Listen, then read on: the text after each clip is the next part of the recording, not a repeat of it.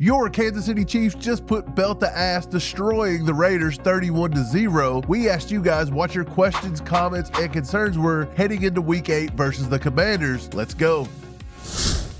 If at any time you're enjoying the content, please hit that like button and also subscribe to the channel. Before we get going today, we got some bad news to break for Chiefs Kingdom. It looks like Omarr Norman-Lott has suffered an ACL injury. He's going to be out for the entire season. So now it definitely looks as though Brett Veach is going to have to go to the trade market to try to find some defensive line help, some rotation help, somebody that can get after the quarterback. When we get further updates on this, we'll bring them to you, but let's get right into your comments, questions, and concerns. First up of the day, Brooks Harris. Should we be worried about the Broncos now? That's a concern for me.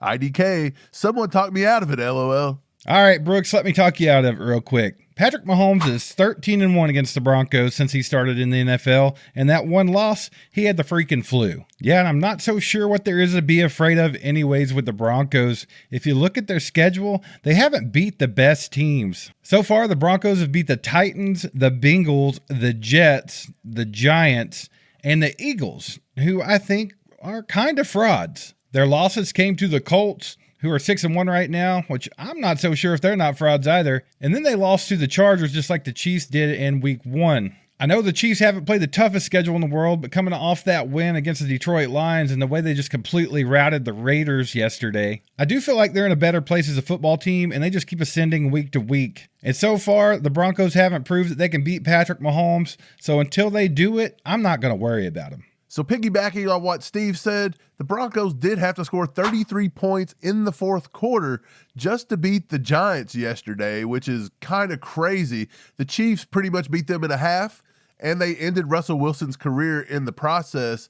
We also should have beaten the Eagles if Kelsey doesn't drop that at the goal line. So if you look at offense versus defense through Week 7, the Chiefs offense leads in total yards, yards per game, passing yards, and points.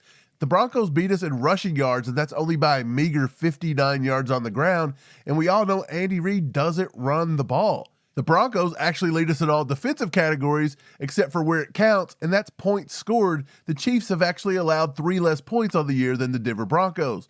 So I'm not that scared of Denver. When we play them, it's going to be a good matchup. They're a divisional game, and I think the teams are kind of similar, but this is the caveat. We've done all of this with no Rashee Rice except for 3 quarters. So the next two comments kind of share a sentiment with the first one. Reverse Motion here says, might be a stupid question, but how comfortable are we with dealing with the rest of the AFC West? Raiders, of course, suck, but the Chargers and Broncos have me slightly concerned.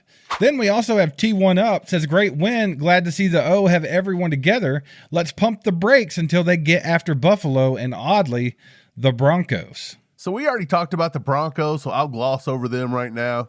Nothing to fear there, in my opinion. Let's go on to Buffalo here. We don't play Buffalo until after we have to take care of the Commanders on Monday Night Football. But Buffalo hasn't really been impressive either. They did win 41-40. They had to have a massive comeback late just to get a win over the Ravens, who are like 1-5, 1-6. Not a very big win there for the Bills there in a convincing fashion. They've also beaten the Jets. They've beaten the Dolphins. They've beaten the Saints, and then they lost to the Patriots and got blown out by the Falcons. So I wouldn't say the Bills are necessarily that scary. I don't think they have very many offensive weapons that are good. Khalil Shakur, James Cook, but they've got away from the run so far, and they don't even use Keon Coleman. He's been such a bust, they want to kick him out of town, to be honest. So I don't think they're good enough to beat the Chiefs. I think the Chiefs go in there and put up points at will on their defense that's kind of stale. So yeah, I'm pretty sure we can beat the Bills here in the next couple weeks. The question is, do you really want to beat them in the regular season? It's kind of fun watching them get their Super Bowl ring here in October, and then us sending them to Cancun in January. So that brings us to another divisional rival, the Chargers. They did get one on us in the first week of the season, but that was the Chiefs minus their top 2 wide receivers. And I know Mike already said it about the Eagles, but the same in this game. If Kelsey catches the ball in the end zone, it's a completely different story. They are sitting at 4-3 right now with a tiebreaker on the Chiefs, but they haven't performed that great this season. Their other wins came against the Raiders, the Broncos by just 3, and then they beat the Dolphins by 2, who's been the league's punching bag this year, getting blown out by everybody, including Fort Knox High School back here. And not to mention, they're just not very healthy. They've had a lot of injuries. I mean, their starting running back right now is Kamani Vidal because they lost Najee Harris and Omarion Hampton already. And they just got their ass handed to them by the maybe fraudulent Colts. So I think they're definitely on a downtrend here. So ultimately, I think Chiefs fans being afraid of the Chargers or the Broncos is a little bit irrational. I think it just seems a little more urgent to win those games when we match up against them, just because the Chiefs dropped a few games early in the season. But there's 10 more weeks of this football season, and it looks like the Chiefs are a much better football team than those other two. And that moves us along to Zach. He says the chemistry is electric. There's always some things that could be better, but shoot, 31-0? That's all I need to say. ACU for life, baby, get horned. Question is McDuffie having a quiet year or a down year? I think he's playing good, just haven't heard much about him. Would love to know his stats so far.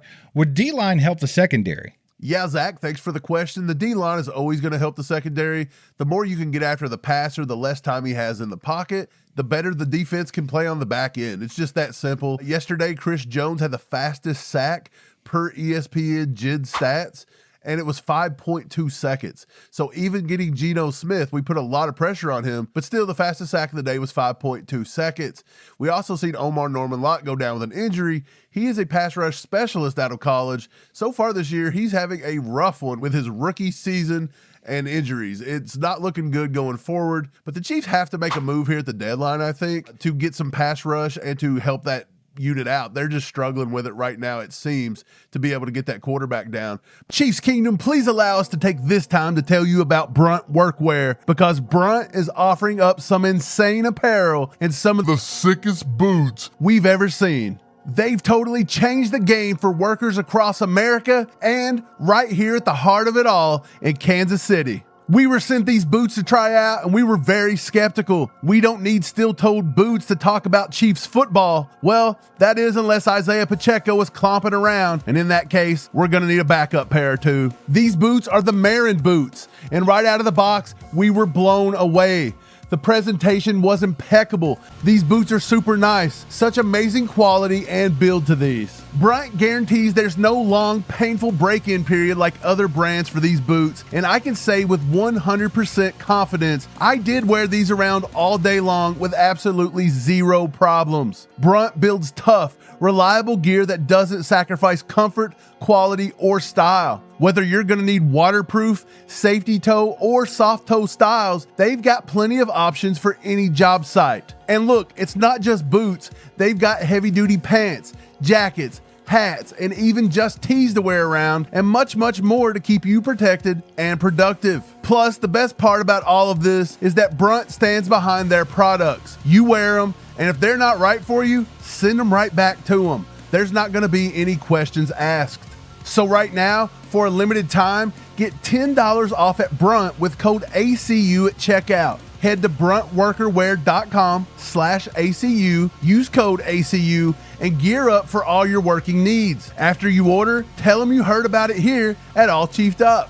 We're going to be sending a pair of these out to the Chiefs this week as well, because it's time for them to go to work too and get that win. But moving on to Trent McDuffie. Trent McDuffie is a guy that the less you hear about him, it's probably because he's doing better. If you hear about him a lot, it's because he's getting picked on. Teams don't like to throw towards McDuffie. He's just that guy. He doesn't really get a lot of picks, although he does have one this season so far, and I think he dropped another one, or he at least got his hands on it and tipped it up. I'm pretty sure that was in the Jacksonville game when Bolton and Drew Tranquill collided and dropped that pick. So he's been around the ball. He's number 21 according to PFF right now in total overall grade if you put any weight into PFF, and he's actually the 21st ranked coverage corner according to PFF as well. So he's right there. He's not playing at the most elite level. He's actually given up a decent amount of yards this year per reception, 8.4, which is pretty high for McDuffie, but the passer rating he is allowing QBs throwing his way is only about a 70.3. So I think McDuffie's doing what he's got to do. It is a contract year for him. I just don't know what's going to go on with that situation. The longer this drags out, you got to wonder if Brett Veach is really thinking about not paying McDuffie going forward.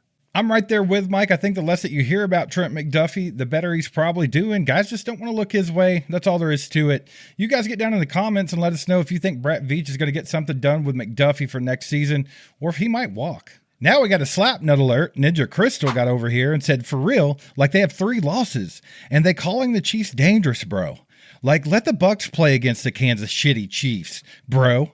Like, we going to bake them with Baker, bro. Well, bro, I don't really have a whole lot of bad stuff to say about the freaking Buccaneers right now. They haven't exactly beat the greatest teams in the world this season, but I do like Baker Mayfield. I think he's having a pretty good season. However, bro, I just don't know why you as a Bucs fan, bro, are over here on a Chiefs page, bro, during week 7, bro, when we're not even playing the Buccaneers this season, bro. And that's going to lead us to our last comment here from Zoltan. It says, who's better than Mike and Steve? Zoltan, thanks for the question. Thanks for the gas. And you're right, there is nobody better than Mike and Steve. We are the premier channel for Chiefs fans all around the globe, not just Kansas City. So let us know in the comments where you guys are watching from. Also, get down in the comments and let us know how you feel about the Broncos and the Chargers going forward. That's going to wrap it up for today. Thanks for subscribing, sharing this with a friend. We'll catch you next time. Go Chiefs.